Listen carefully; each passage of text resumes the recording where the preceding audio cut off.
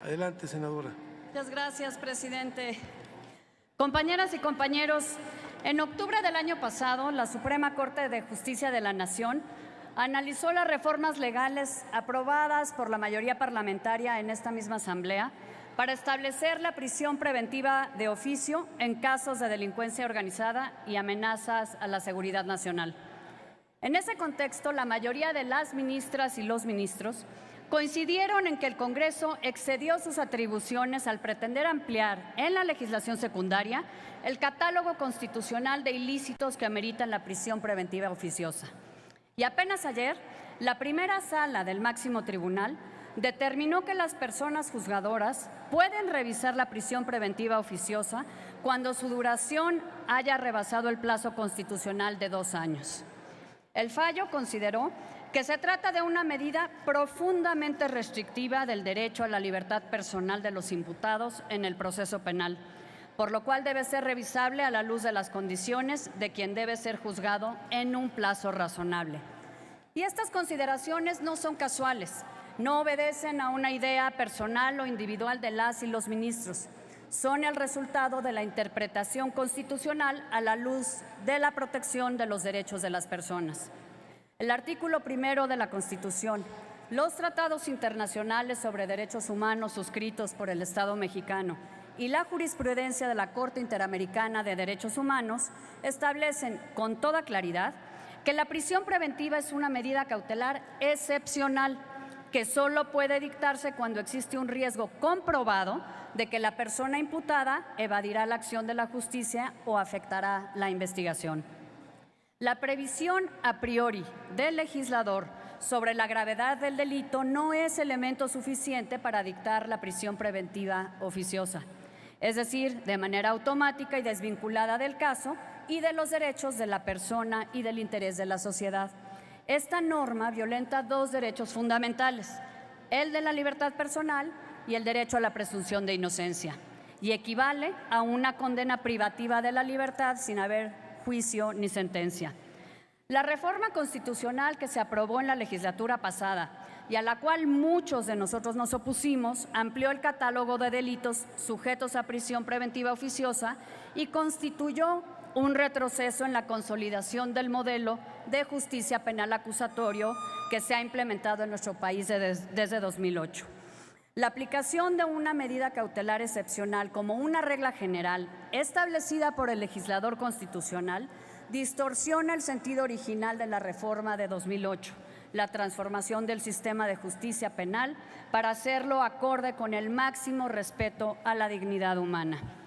Y aunque ya existía en 2008 el segundo párrafo del 19 constitucional, y contenía una afectación al ideal del principio de presunción de inocencia, la modificación que se hizo aquí en 2019 agravó esa condición.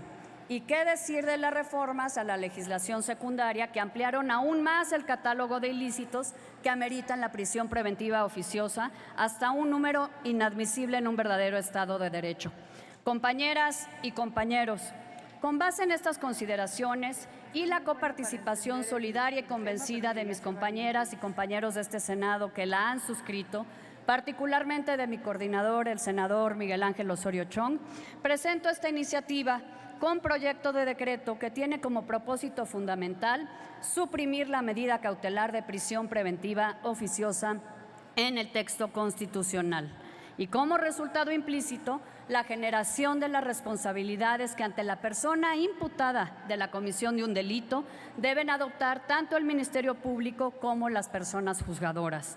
No es en la sede legislativa donde debe establecerse una medida cautelar, sino en las sedes de la Procuración y la impartición de justicia.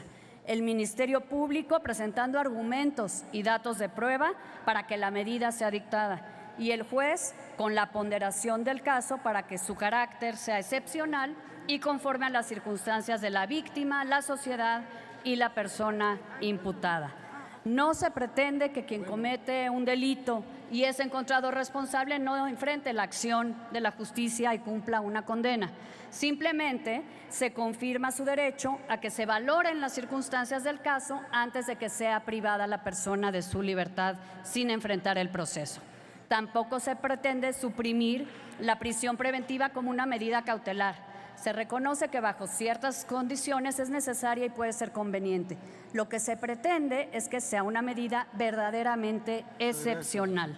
En resumen, y con esto concluyo, presidente, el propósito no es más que restablecer los derechos de las personas como criterio fundamental y fin último del sistema de justicia penal en un Estado democrático de derecho. Lo hemos dicho antes, lo dijimos cuando se votó aquí la reforma y lo repito ahora.